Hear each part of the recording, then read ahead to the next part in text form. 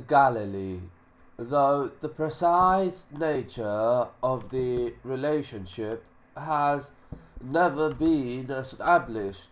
The mass suicide of Zealot defenders of at Masada has become a familiar historical event, the focus of at least two novels, a cinema film and a television miniseries.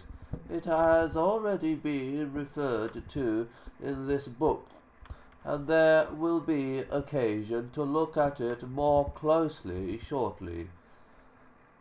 Masada, however, was not the only instance of such mass suicide.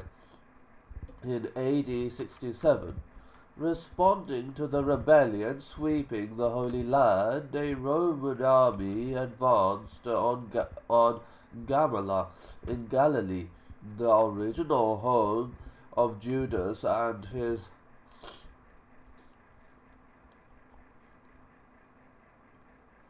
his sons.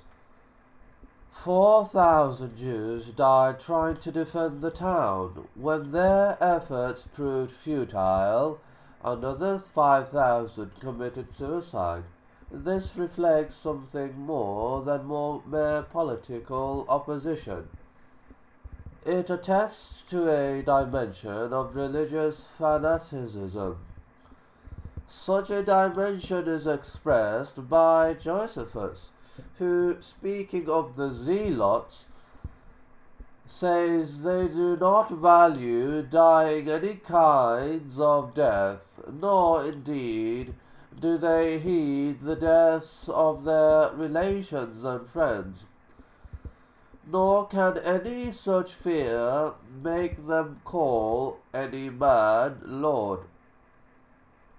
To acknowledge a Roman emperor as a god, which Rome demanded, would have been for the Zealots the most outrageous blasphemy to such a transgression of the law.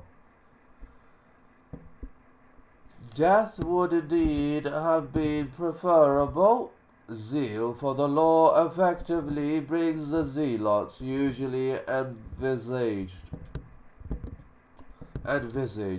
as more or less secular freedom fighters, into alignment with the fervently religious members of the Qumran community, and as we have already noted, Qumranic texts were found in the ruins of Masada.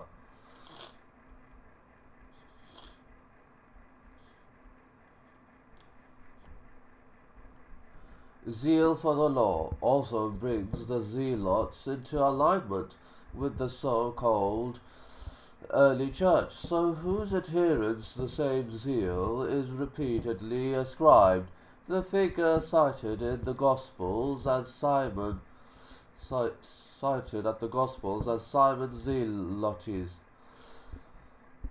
or Simon the Zealot, attests to at least one zealot in Jesus' immediate entourage, and Judas Iscariot, whose name may well derive from the Sicarii, might be another.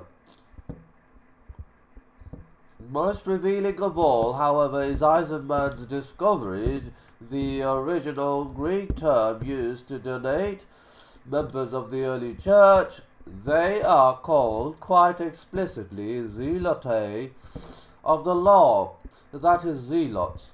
There thus emerges in 1st century Palestine a king of fundamentalist dynastic priesthood, claiming either genealogical or symbolic descent from Aaron, and associated with the expected imminent advent of a Davidic or royal Messiah. This priesthood maintains itself in a state of perpetual self-declared war with the Herodian dynasty. The puppet priest of that dynasty and the occupying Romans, depending on their activities at a given moment, and the perspective from which they are viewed. The priesthood and its supporters are variously called Zealots, Essenes, Zadokites, Nazarenes, and a number of other things, including by their